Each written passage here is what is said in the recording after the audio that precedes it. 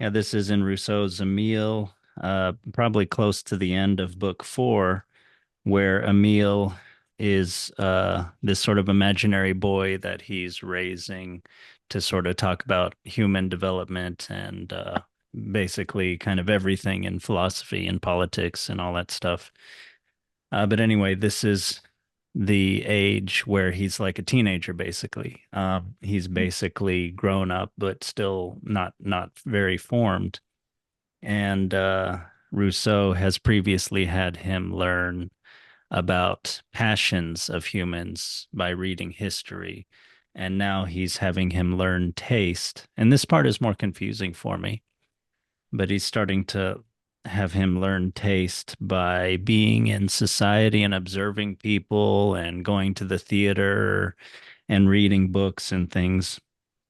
And then Rousseau is participating in what the translator says is this larger societal discussion, which is the battle of the books, and I think a subset of that, which is the quarrel between the ancients and the moderns, which the translator says it's a very important conversation to have, which he says we in our time have kind of forgotten.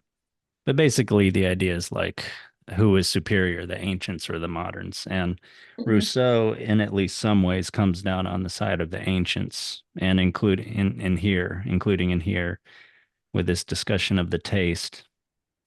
And he's talking about how, and you and I were discussing this just very briefly, about how the ancients were laconic with their language and talked about people's deeds rather than kind of giving us their judgments about them. Mhm. Like, at one point he says even in their monuments, even including tombs, our tombstones are covered with praise.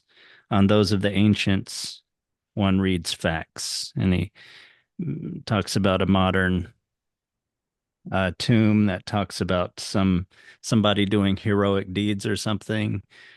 And then he mentions an ancient epitaph, and it goes to the epitaph of this hero, compare that of the effeminate Sardanapalus. He's saying that sarcastically. I built Tarsus and Anchialus in a day, and now I am dead. What says more in your opinion? Our bombastic lapidary style is good only for inflating dwarves.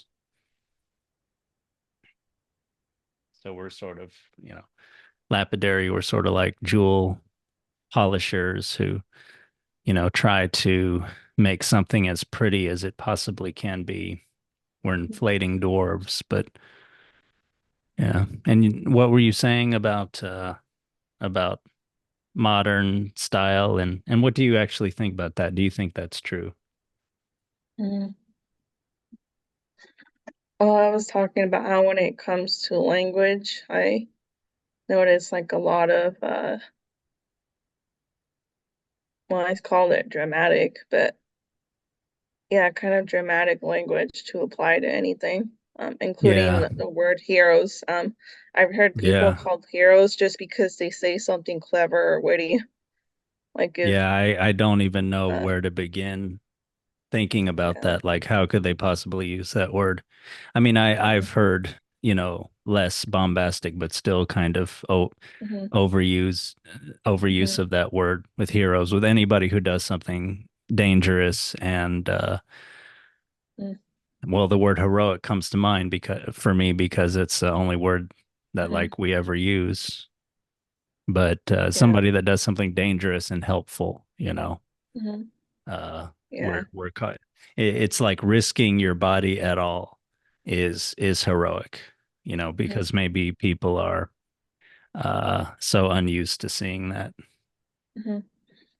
Yeah, I figure it's maybe generational. Maybe in your generation, these heroes still did something, but maybe just around the people I'm at, closer to my age, I see just more liberal use of words. And yeah, just anything considered funny or, like I've said, clever. Like, oh, you're a hero. Like Like how you're does that saying that. even Like in what I just talked about, it seems like that's an extremely diminished action of the same type of Hmm. heroes of like winning wars or like Hmm. mythic fighting mythical beasts Yeah. in ancient stories or something. But Oh, okay.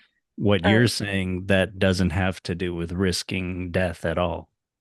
Not really. Like I've seen it more used when there's like yeah, when there's conflict with someone else, but more like, the other person is just annoying or kind of, yeah, just kind of an argument, not anything huge, but you say something clever to that person and you're a hero to shut them down in some way.